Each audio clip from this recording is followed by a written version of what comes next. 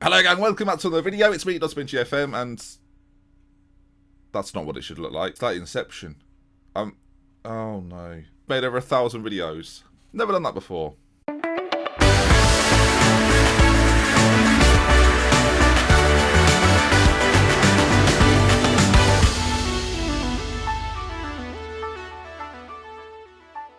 Hello folks, welcome back to an episode of Thames FC with me, GFM, and I bring you today Bournemouth and Tottenham. But as you can see, since the recent slumping form, we played Liverpool and beat them 3-0, they're not as good as they should be in my head. To 28,125 at maximum capacity were there to see us beat Liverpool, and always a nice result to beat them. Ben Hur got things underway after 5 minutes, and I was quite critical of Ben Hur last episode. Ferreira and Van den Bosch on the score sheet, and Van den Bosch, well, he's gone. That's right, Julian Van den Bosch has gone to Sevilla for, well, he's worth there, £31 million. So how much did we sell him for? You're wondering. 8.25. That is annoying. First time I've seen that as well. Partly because we've brought somebody new in, and you'll see in just a moment as we debut that today. Hull were beating 3-1 as well. Murphy getting a couple on the score sheet, and Ben Hur too. Murphy got 2 in 2 minutes, and it's proving actually to be a very good loan signing. I'll never be able to sign him from Arsenal. I put a little offer in. They said 200 million. I just walked out of the office, didn't even give a reply. But it's a decent player. This then will be the first of our January, I don't want to say special, our part 1 of January, where Bournemouth, Tottenham, and maybe even the Chesterfield result are included today. We're going to do what we've done it before, a shorter version of these matches than normal, and we'll just see how many games we can get through as a part 1 and part 2 to January. So let's roll on. Today, of course, is a double upload day, so if you want to see the second part of January, stay tuned later tonight when there'll be another upload. Make sure you subscribe to see that, or follow me on Twitter as I'll be tweeting out both videos. This is already on this one though, so I don't need to tweet out this first one because you've already seen it, unless you did come from Twitter. Oh god, this is Inception. Inception is the episode. So then it's time to introduce you to a new player with the sale of Van den Bosch. £15 million has indeed been spent on Cedric Diallo, a player that we've spoken about before, can play as a wing back, not naturally yet, but we're going to train him over the next few months to see how he does. Mentally very, very solid, physically has got what you're looking for too, and decent marking, decent tackling, but crossing of 13 is really solid, and you can see we've brought him 15 million, already worth 20. I'm now happy about that. I wasn't happy a moment ago, happy now. 58 caps for the Ivory Coast at 24 isn't too bad. So the team for today's game, first game coming up against Bournemouth, is this. We're going to have Calvo in goal, and you'll already notice that Frank the Libero is not featuring as of right now. Maybe I'll feature again, but we're changing things up ever so slightly with that 3 at the back system, and Signe, Edmund and Eriksson all playing as centre-backs on defence. Now, I could play one as cover, and if I'm going to do that, it's always going to be Eriksson, and actually we're going to try that today. Why not? Let's give it a whirl. We're experimenting a little bit. Diallo, you can see as wing back there, Jimenez and Heldem in the centre, Murphy on the right-hand side, Herzog and Ferreira behind Ben Hur. Now, at some point, we might have a player to bring him back into this position, but not quite yet. We now sit then 3rd in the Premier League table, although it's very, very tight. We saw last episode that a couple of defeats here, a draw there, and we could be down in 7th in no time at all. But you can see some of our boys playing really well. Ben Hur scoring is absolutely key. You'll notice that it sounds obvious to say, but Ben Hur, 1 goal in those 4 games where we didn't get anything from. When Ben Hur scores, generally we win. In fact, almost always. It was the West Brom game we didn't, and when Ben Hur scores, we never lose, apart from that 1 game, 2 games that we won't talk about. In the league, anyway. Only happened once. Okay, then, here we go. Let's see how we do. Bit of a new look formation. Very similar stylistically, but a little different. We'll give him 19 on the back of his shirt. Still got 9 and 10. Of course, it's been January. We could sell some more players. We could bring some more in. Keep an eye out. And as mentioned then, the highlights from these games rather than a full commentary, as we're going to get through a few more bits and pieces today. It's actually Bournemouth. At the very start of this game, 30 seconds in, and Diallo makes a contribution. Welcome to the team, boy. Welcome to the team, boy. Who am I supposed to be? Thames here have worked the ball forward. Ben Hur, big chance, and misses a gilt-edged opportunity. 5 minutes before half-time, and it's been a pretty even game so far. Neither side has really got themselves in a proper good goal-scoring position, apart from Ben Hur on occasion. As Diallo, on his debut, he's hit the post. What a moment that would have been. Nice to see him still getting further forward, though, of course. His natural position is slightly... Bournemouth have scored. Middle of the table, Bournemouth have scored. Jonathan Newton. Oh, I mean, it's whipped into that front post, and he just pops it in, and everyone looks upset. Well, I'll tell you now, boys, no one's more upset than me. I might switch the 2 up top here straight away. Jimenez not playing particularly well either in the centre, but we're going to change things around. Ferreira's going to come in then behind Obernik and Herzog, and we'll see if it gives us maybe a better balance. That might be the thing. All right, I've sent them back out there looking fired up, so we'll see. Can we do the business in the second half? That is very disappointing. Okay, we've seen Ben Hur miss a few chances. He's going to have to get back to his best quickly. Ludham gets out quickly, and maybe this is going to be our chance as it's cleared away. And as I say, there's not been too much happen in the game so far. We've had opportunities here and there as Obernik finds his way through. Jimenez with a great ball, and we've hit the bar now. The post and the bar. Ferreira driving through the centre. We've seen how dangerous he can be from these areas as the tackle comes in. Murphy finds Obrenick, does he? I think it's an own goal. It's gone in though. Regardless, Obrenick's been credited with it, but it looked to me like an own goal from the 2D engine. We'll take a look in 3 dimensions. We're back on level terms though. And you've got to say, we've hit the post, we've hit the bar. It's been coming. I feel like we're a little bit unfortunate actually to go a goal behind. But we'll see what happens then. The tackle on Ferreira is very, very good. First time cross from Murphy, and that's definitely not an Obrenick goal. It's just not. He's claimed it. I mean, the celebration's got him that. Right, this is actually the highlight after the goal. And our Thames going to do the quickest turnaround in history as Ferreira. Oh, he goes through and should have scored. Brilliant. We've scored from a corner. I don't know what to do with him these days. I do not know what to do with him these days. I am bemused. But Ben-Hur scores, and we now know that when Ben-Hur scores, the chances of us losing is very low indeed. Smashes it into the back of the net. Lovely finish, and Singley heads it down. And now Thames, 2 goals in 2 minutes, back in the lead. And, well, we might have another one here. Diallo, we'll stick with him because he's new to the team. Cross comes in, Ben-Hur's there, and a goal that counts. Well, 3 goals in a matter of minutes. Diallo proving that his crossing ability from that side is very good. He picks up Ben-Hur with a perfect pass, and we'll look at it again here. The throw-in, equally completed and well. Obrenick heads it back to him, and the cross-in is fantastic. Ben-Hur knocks it in from close range. That's what we like to see. 3-1 now. 5 minutes, 3 goals. And Thames, all of a sudden, from being 1-0 down and feel disappointed, I feel pretty confident. Diallo is struggling a little bit out on that side, though.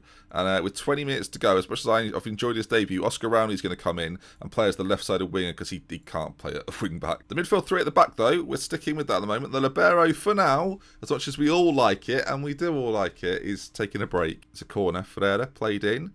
Out to Rowney, who's making his first entrance into the game. Back out to Ferreira.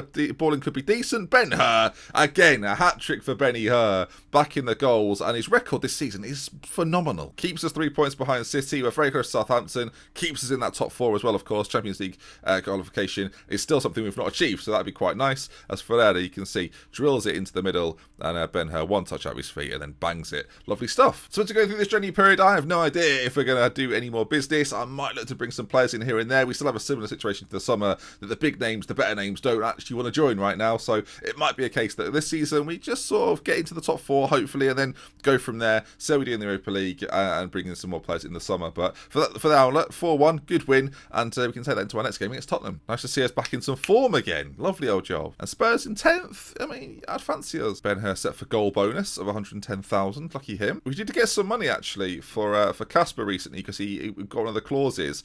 There's a temptation to sell a few of these. I mean, Thames will be due 450 for Matthew Hutchinson. I'll take the money now. I don't think it's going to matter too much. And on Casper, there's 2 million that we could get right now. I mean, it's 30% of the profit on him. What's he worth? 6.25? I guess we'll leave it there. You never know. But we have to keep an eye on it.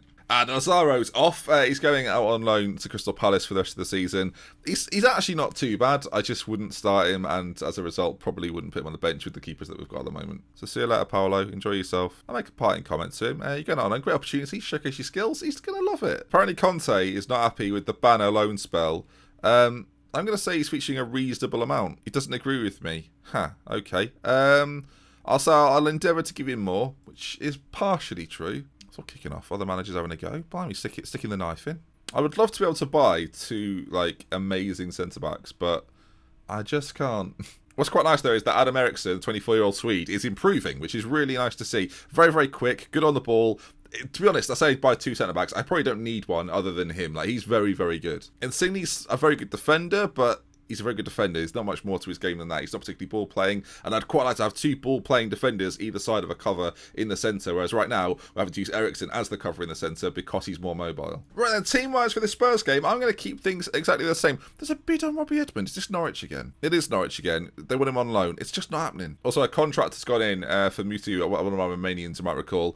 He's pretty good. I'm going to let him go on a free though because I'm just not going to play him. There's also offers for Ike on his contract who will probably leave at the end of the season. It's a bit of a shame because I do quite like him, but again, we're probably going to look to upgrade. I could probably convert him into this wing-back position that we're looking for, but I want someone a little better, I guess is the phrase. Team-wise then, as mentioned, we remain unchanged as we go into this. I should probably change the bench around a little bit. I think maybe because we're unlikely to play the sweeper role, what do we do with Frank? David Dexter's going to step out for this one. Antonio, Pierre, they're all sort of milling without playing too much. But Tottenham's a big game. We've got to play them. FA Cup coming up, though. They can all feature. All right, then. Into it we go. Much like the last game, anything goes on, I will let you know. All right, this is a bit of a test because Tottenham have some... there's lots of big sides in this division that have got good players but aren't necessarily performing particularly well. Spurs are just another one of those as they go close there. Like Liverpool, who we actually beat, they're not an example of that. They don't have loads of really good players anymore. They've actually fallen off quite a lot this season. So while I want to rave about my result against Liverpool, it's not that impressive. Now, of course, formation-wise, we switched things up at half-time and played with 2 up top. Now, traditionally, this 2 behind the striker has worked really well, so we'll stick with it for now, but it's certainly in my mind whether we drop one of Herzog or Ferreira and play Obrnik up with Ben-Hur, the plan that was the plan all along. Chance for us, though, as Ferreira finds Ben-Hur. Does he not quite? And Tottenham deal with it. Tottenham racing forward here. Coyle on this right-hand side. Looks dangerous. We've just not marked him. Runs into that near post. It's pretty easy for Spurs, actually. One run down the line, one run into the centre. The perfect pass, and we look a bit stupid. Eriksen gives it away there. Not what you want to see from him at all. But I say it's very, very simple. The man at the back post runs to the near. And, yeah, it's a very easy finish. Might change up my replays again. We've been behind goal for a while now. All right, chance for us maybe. Murphy on that right-hand side. Swings the ball towards the back post. Diallo, he goes close again.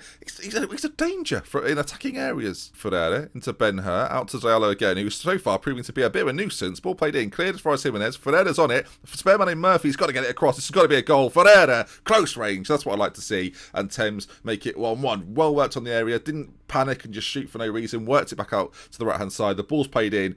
A lovely header from Ferreira. That's what I really like about Thames, is that when we get it here, Jimenez just doesn't try and shoot. Neither does Ferreira. Work it nicely. 1-2 between him and Murphy as he makes his way into the area. And a lovely headed finish too. 1-1. Corner. Ferreira plays it in. Doesn't even beat the first man. And actually, this could be a breakaway chance for Spurs, although that probably isn't going to get it done. Edmund, please don't do anything stupid. Okay, back to Calvo and everyone relaxes. Diallo, Jimenez, Herzog, and the nicely worked move here is Ben-Hur. He's got a runner in Ferreira all the way out to Murphy. A very similar situation to last time, actually. Ball played in. Ben-Hur near post. And another Thames goal. And that's what I like. That's what I like about having the system we have. There's always a spare man. There's always a man over. Admittedly, it's a lot of attacking players. You've got your wider players. You've got your 2 behind Ben-Hur and as well as Ben-Hur, as well as Jimenez actually as the box-to-box. And you can see we fill that middle. That we almost create a spare man in the centre. And the movement of Ben-Hur is so good that it almost doesn't matter how many men they've got in the box. But 2-1. Again, once again, a quick turnaround. 2 goals in succession again. Well, it was... For a short time, it was going well. Spurs have scored.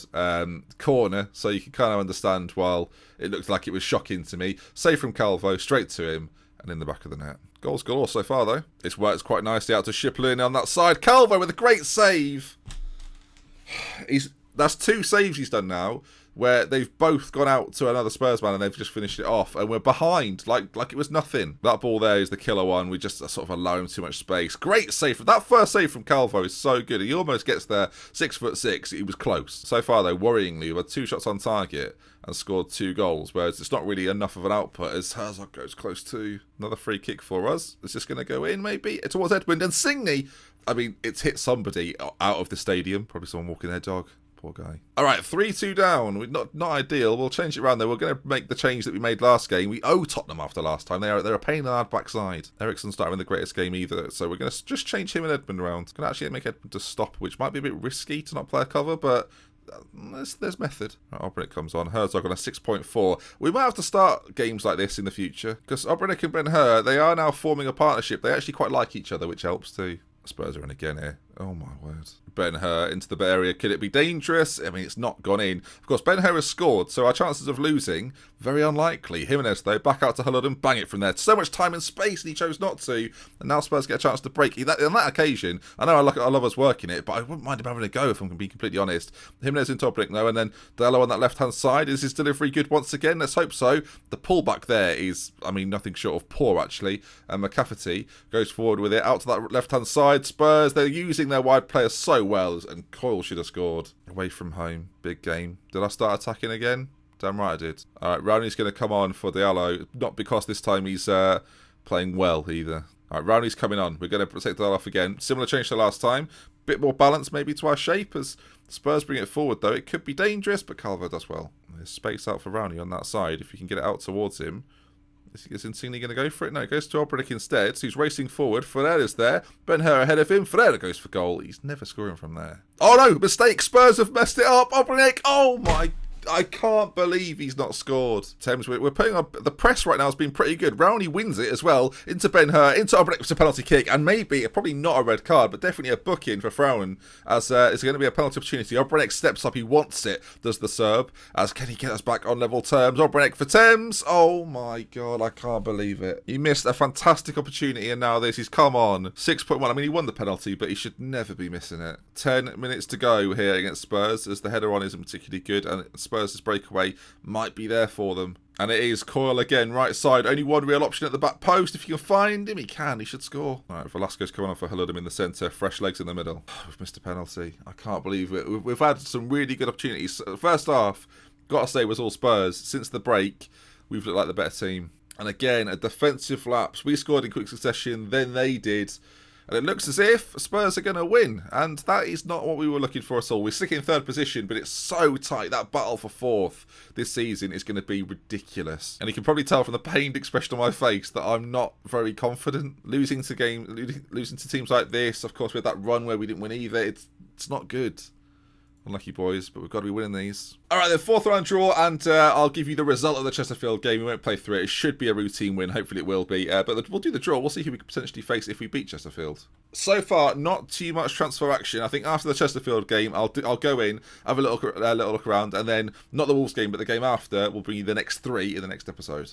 All right, we're going to draw all teams, and Oxford. So actually, if we get through, a relatively easy tie championship team. Do I bring the Libero back for Chesterfield? I think I will do. All right, then, a little bit of a mishmash, but I'm going to try a few things out. I want to give Pierre the opportunity to play as a wing-back. I'm going to put him on the support duty instead. Ortiz in goal. Frank comes back in as the sweeper. Insigne, Antonio in the centre. Murphy on that right side. He's one of the only players that remains with Herzog. Edson Jose comes into the centre with Banner. And Fiore goes up front because he's not had too much of an opportunity. Obrenek's going to be disappointed, but these things happen. I'm actually going to put David Dexter on the bench as well for Calvo. Just don't have any goalkeeper injuries. We're not going to do highlights of this one. I'm just going to show you the result at the end of the game. It's an FA Cup game against Chesterfield. Does anyone really care? I wasn't going to mention it, but Pierre got an assist, so I just thought it was noteworthy. Not really played for much this season. Herzog finishes it off 1-0.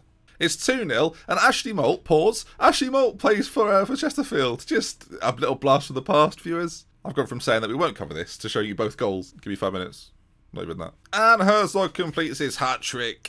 He's the star of the show, really. Done very well. So the backup boys have done a pretty good job, all in all. 4-0 winners in this one. Rather good stuff. And of course, we now then go on to play Oxford, which, yeah, I'm thrilled. So our next episode then will be against Stoke. I've now got this sort of week-long period in between where I'm going to do a little bit of transfer ins and outs, hopefully, but nice to win a couple of games. Disappointing to lose to Spurs, but we still stay third in the Premier League table. Of course, in upcoming episodes, Krasnodar will be on the horizon, so that should be exciting, as well as some big Premier League games in the mix as well.